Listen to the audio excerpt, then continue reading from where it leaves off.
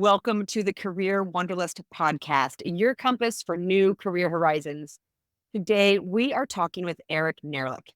Eric started his career as an engineer and product manager in the tech industry before joining Google, where he became chief of staff and excelled at helping Google leaders drive greater performance. Eric's passion for helping leaders become more conscious and purposeful led him to become a certified coach and start his own executive coaching business, Too Many Trees. He now works with clients all over the world, helping leaders step into their power.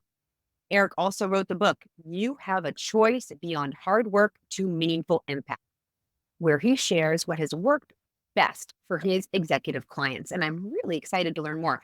Eric, thank you for joining us on the Career Wanderlust podcast. Thanks, Julie. I'm really excited to be here. Career wanderlust is a great way to describe my history. I love the different aspects that you have undertaken in your career. I mean, you've had some nice variety and you've gotten to experience a lot of different things. I'm curious if there's any piece of advice or belief that has served you the best as you've moved through your career. Yeah, I don't know if it's a specific piece of advice, but looking back on my career now, I think my main advice to people is like relax. Careers are long, your life is long, and if you are falling behind and you're like 3 years into your career, that's okay. Like that means just to give some context here, like I went to MIT. I actually majored in physics, which turns out to be not at all what I've done with my life. And my classmates launched into the tech industry. They're getting promoted. They became VPs by age 30. And like I was still like a software engineer, individual contributor, zero progress on the career ladder. And I'm like, what am I doing wrong with my life? I'm so far behind. And then because I'd taken this kind of more broad wandering path that set me up to do some more interesting things in the second decade of my career, like becoming chief of staff, which mixed engineering, product management, business strategy, finance, operations, like, and there were very few other people that had the kind of breadth of experience I had because they'd picked one lane and stuck to it. And now as an executive coach, I'm even more broader. And Mhm, so it I think the advice I have is like, it's okay to take a different path. There's no mhm. one right thing. You're not behind, but figure out what's gonna lean into your superpowers, what makes you great, what makes you different. And that's gonna be what's eventually separates you. I love this piece of advice so much because it is so true. And we're all on our own path, right? I mean, we all have, when we start comparing ourselves to other people, that's when that's when pain starts coming in. That's where the unhappiness comes from. Because really, like you said, our paths are meant for us and they're happening for certain reasons and certain needs that are only going to become clear to us with time, if you will. So I love this. Like run your own race, don't stress about where you're at. Just keep looking for what makes sense to you.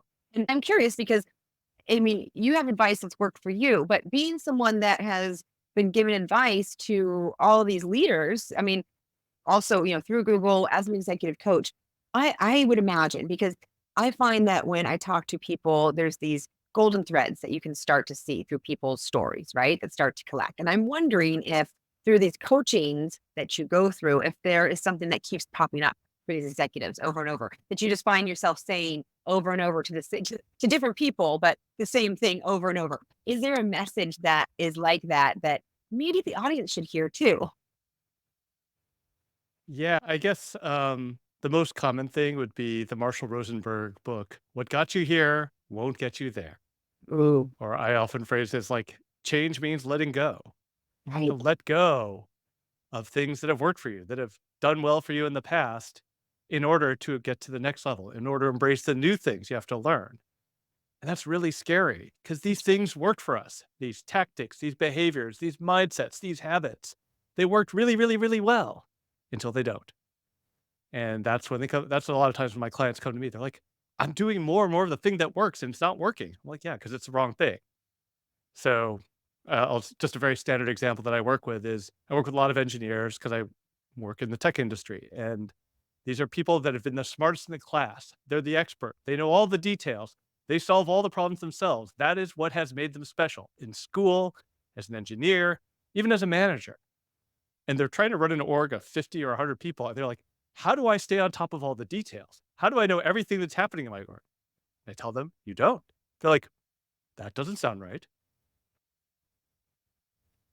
because it's not what's worked for them in the past. But it's like, there's this inflection point where that's actually the wrong approach. It's the wrong strategy. And it's easy to say that, and it's really hard to break the habits of what's worked Mhm, for you. mhm. And that's where it takes, having a coach that's going to really hold you accountable to the new Yeah. behaviors can really help. How do you help them find the right strategy? Like when because this could be applied to any type of situation really where something, no longer is working, right? And you need to find a new strategy. How do you help them find a new strategy? Is there any advice that you give along those lines? Yeah. I mean, the advice is experiment, Trying new things. try things. I mean, I guess first decide what success means. This is actually a often skipped step of like, what does success mean here? People are like, I just want to get to the next level. Like, well, what does that mean for you? What would look different? I'm always asking them, because you can't control everything else, but you can control your own behavior. So it's like, how would you show up differently if we are Mhm. successful here? What would look different when you walk in the room, when you talk in a meeting? What would be different? And they're like, ooh, I want to have more executive presence. I want to don't want to second guess myself, whatever it is. And I was like, okay, what does that mean? What does that look like? And if they have trouble, I'm like, okay, think of somebody you respect who has that quality, has the influence, the executive sense, the gravitas, whatever it is you're looking for. What do they do differently that you don't do? Right. And they can observe it and they're like, oh, they do this. Great. Maybe you should try that. Really great advice. And this is applicable in your career and in your life. It's figuring out your definition of success is the first and most vital step. And I agree with you that most people skip that step.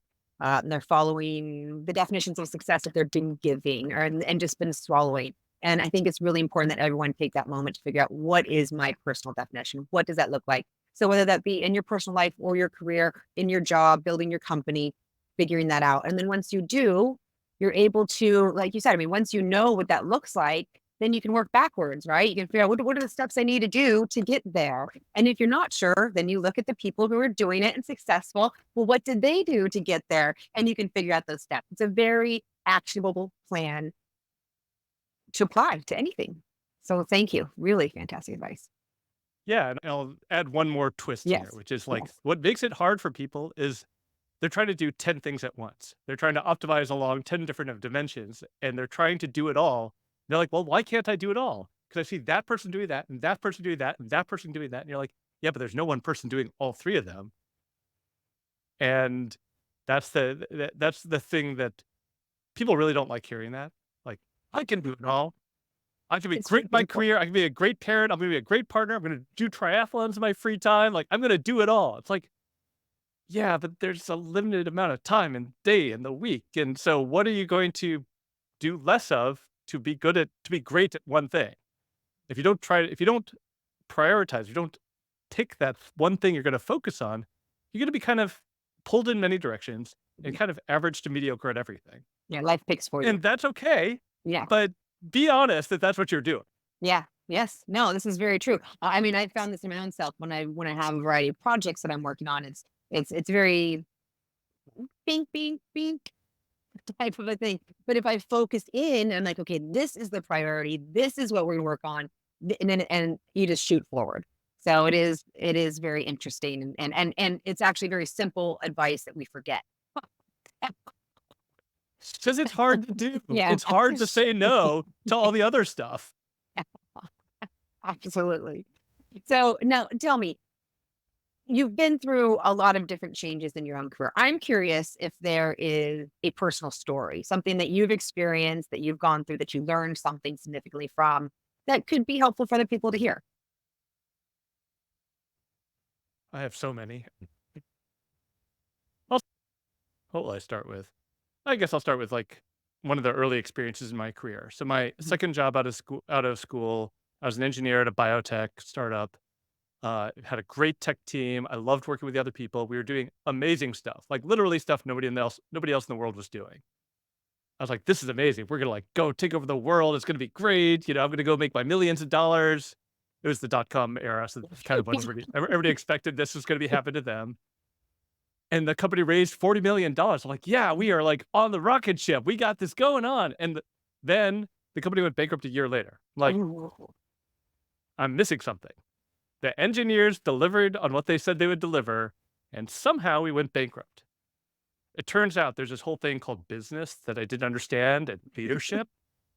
Um, and the part that was the learning from it was, as an engineer, as somebody who has very analytical, I could see what was happening. I could see the bad decisions being made by our leadership team. And I'm like, these are bad decisions. You should stop doing that. It turns out, this is going to be mind blowing for you, that if you stand up at an all hands meeting and you call the CEO an idiot, he doesn't like it. It's not effective. I was right, to be clear. but They were not done effective, decision. not effective in the communication application.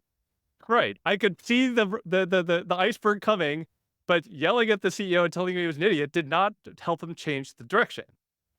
And so the learning for me for that ended up being the pivot point for a lot of the rest of my career. It's like, it doesn't matter how good of an engineer I am if the leadership is terrible. And so that's when I started pivoting to, like, focus on business, focus on leadership, because I'm like, that's the multiplier. If a great leader can take a group of people and turn their and, like, give them 10x the impact, and a terrible leader can take it to 0. Mhm, And I want to help make great leaders, and that's what I mhm. do now as an executive coach. What do you think is the top attributes that make a great leader? Ooh, I think there's so many different ways to do it because people have different personalities. There's different Mhm. situations. There's different contexts. Um, Is but there a I golden think thread, would you say? I like that phrase, golden Mhm. thread. Um, I think the golden thread is creating ownership, collective ownership of the dream, of the vision. And what I Mhm. mean by that is, like, I mean, every company starts with, like, a vision of, like, this is what we could do. This is the change we could have. This is the impact we could have. And a great leader includes you in the vision, and you become committed to it yourself, and you want to be part of it. And as part of that, they trust you to be part of the vision, to do stuff. They can delegate to you. They give you ownership and autonomy. And, mastery, autonomy, and purpose are the components of motivation according to Daniel Pink's book Drive. And, like, that's part of leadership also. If you motivate people by giving them an opportunity to excel, mastery. If you give them autonomy, the ownership to do what they want, and they give them a purpose to drive towards, you're going to be a pretty good leader because then you have motivated people who are working towards a common purpose. That's a great formula. I love that. Now, I mean, you started your own company, Too Many Trees. Tell us a little bit about it. What are you doing? What do you do well for your clients? Who are the type of people who would want to come work with you? Yeah, I mean, I'm not sure I'd call it a company. I'm self-employed. Mhm. I'm the only employee, so it's a solopreneurship, not trying to grow beyond that. But yeah, the clients I typically work with, often in the tech industry, are these people at these inflection points where what's worked for them before is no longer working for them.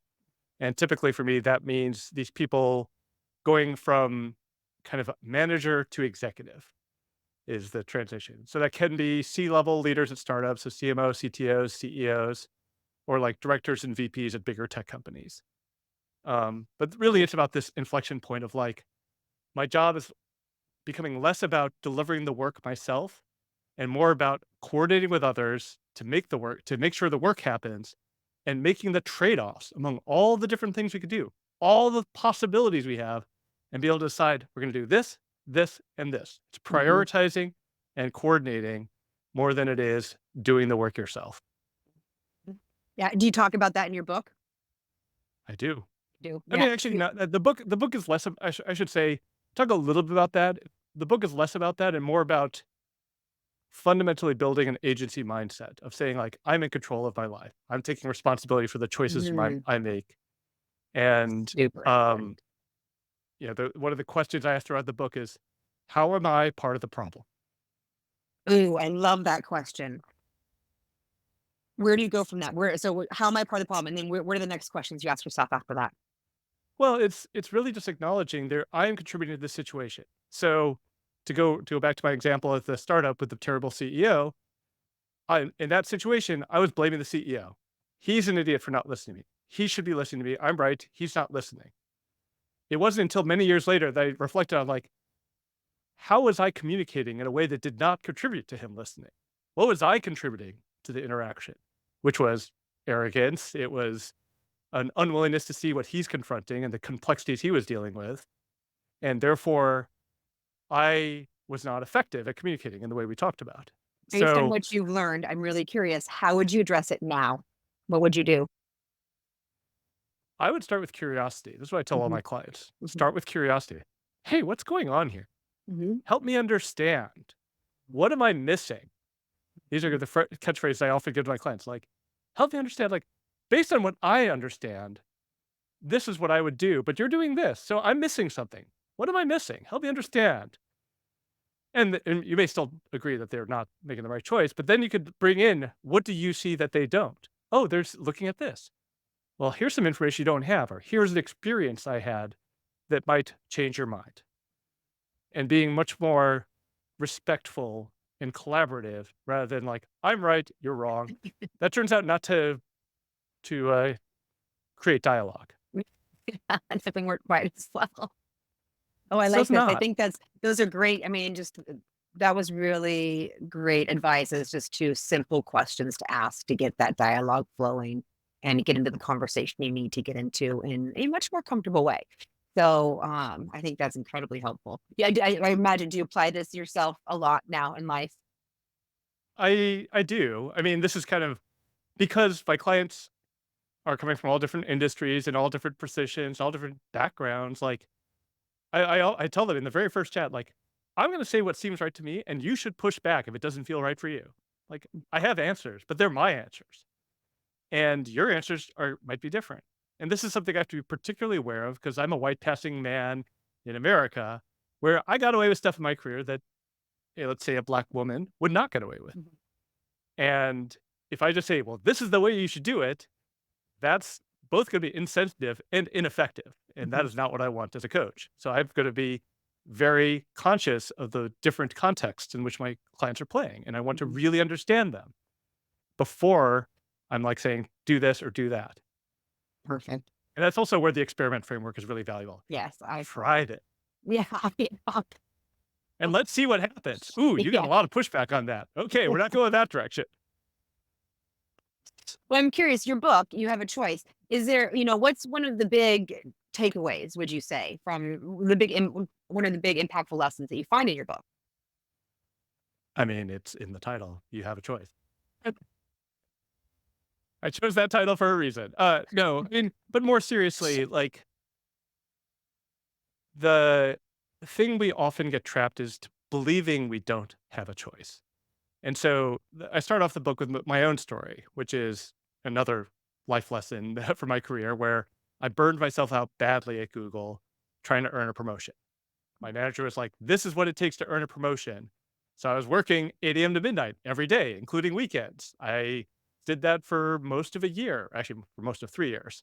And eventually my body gave out. It just completely just was in bed for a week because it's like Mhm. I had nothing left to give. I had completely destroyed my body and my mental health for that matter.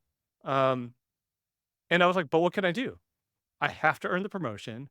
I have to do what my manager says. But for some reason, lying in bed when I was sick, I was like, do I have to do those things? What if I didn't go after the promotion? What if I said no to my manager? And for some reason, I was in a low enough point that I would listen to that voice in my head and I took action on it. I went into my manager's office after I came back and said, I am not going to work that hard anymore. They're like, what do you mean? It's like, I'm not going to work that hard anymore. Like, well, if you can't handle the work, I'm going to find somebody that can. Like, you do what you have to do. And definitely are not going to meet expectations. You're not going to get that promotion. I'm like, I understand.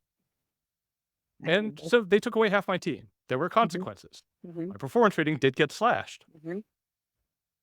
And I was happier Yeah, because I was yeah, working 40 hours a week. yeah. Okay. And I so, applaud like, this all over the place. Yes. yeah. So for me, like, I didn't think I had a choice, but I did have a choice if I was willing to accept the consequences. Mhm. And that was the thing that I was just a big epiphany for me. Like, there is a choice if you can accept and handle the consequences. In this case, the consequences were I didn't get the promotion and I lost half my team. That was a consequence. I was willing to make that choice. Yeah. You You know, ended up being yeah, happy without and consequence, I ended up being happier. which, And you know, so like I tell people every day, like, every day you show up at work, that's a choice. Mhm.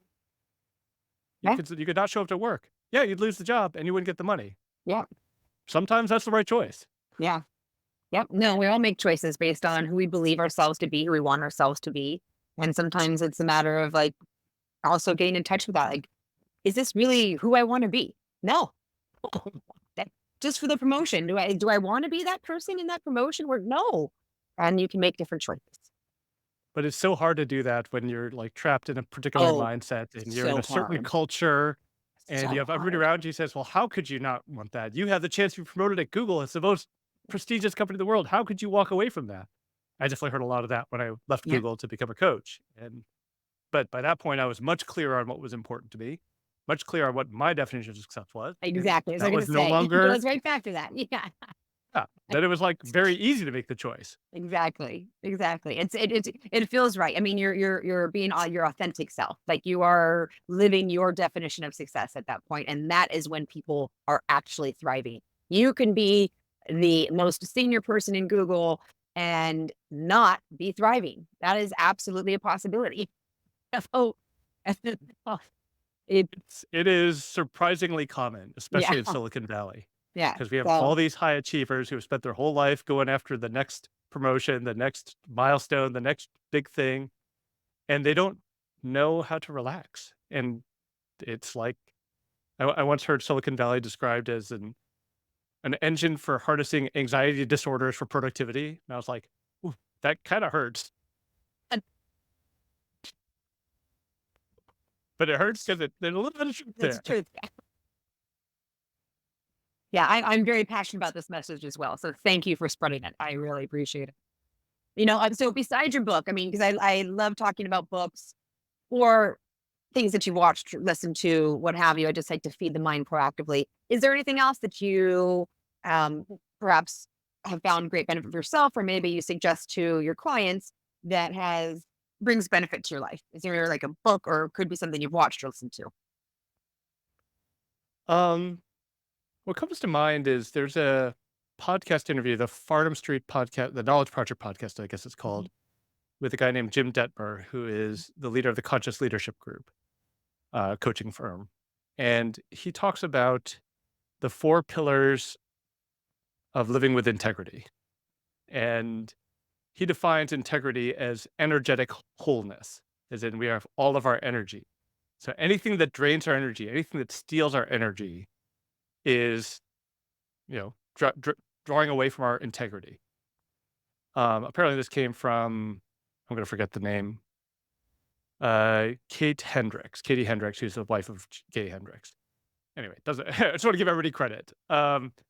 But so in the podcast, he described the four pillars, and I'm gonna hope I get them right. But if I don't, I'll follow up. But radical responsibility is one. Own your choices. Uh, make your commitments. Like if you hold to your commitments, if you say you're going to do something, follow through on it. If you're not going to be able to follow through on it, own that, communicate it, and talk about what you're going to do differently. Feel your feelings, and don't let your feelings run your life. Like feel them, honor them, and then make your decisions accordingly. And then say what you mean, say, say what you need to say. So like, don't hold things back. Don't gossip. If you're going to say something about somebody or think something about somebody, tell it to them and have the direct conversation. Because if you're holding it back, that's energetic drain. Right, right. And so all of these are energetic drains. If you have unmet agreements, if you have things you're thinking but not saying, if you are not taking ownership of your choices, and if you're feeling feelings or you're not feeling Yeah. your feelings, you're Mhm. repressing or suppressing, they're all create tension in your body, tension in your mind, and those are energetic drains. And like Mm, for some reason, this is a couple of years ago, I listened to that podcast. I'm like, this is genius. Like, this is like such a wonderful framework to run your life because I believe very strongly these days that like when you can put your energy towards the causes you care about, you have more impact. Back to the priorities thing. And if you can find ways to live with your integrity so that you're not being having your energy drained, you're going to put more energy towards the things you care about. And so it's just you're more effective when you live this way. It's not about touchy feelings, it's not about hippie stuff. It's like this is just more effective because it's more energy available for the causes you care about. 100%. And I can absolutely say that I've learned these from studying the stories of the most successful. These 4 pillars are vital. So thank you for sharing that. That was fantastic. And, I mean, this has been a really great conversation. Eric, before you go, I would love to know, is there a personal superpower that you have developed over time that has been a great benefit to your life? And how has it benefited you? Yeah. One of the advantages of having had a wide ranging set of experiences is that I'm a great translator of experiences. I can understand what the other person is thinking. And early in my career, that wasn't helpful because as an engineer, I was expected to talk to engineers. But as my career continued, like in my chief of staff role, I was working with the finance team, with the sales team, with the engineer team, with the product team, with the, this and that, and the leadership team, the comms team. And like that set of experience, I'd been in all of those roles at some point in my career. And so it was like, I could understand and say, oh, that person's saying that. What they mean for you is this, and Mhm, translate it into words they understood. mhm, And this is something that's critical for me as a coach now because I put things, the lessons into terms my clients are going to understand based on their experience. So I might describe the same concept 5 different ways for 5 different clients because I know their history. I know their domain.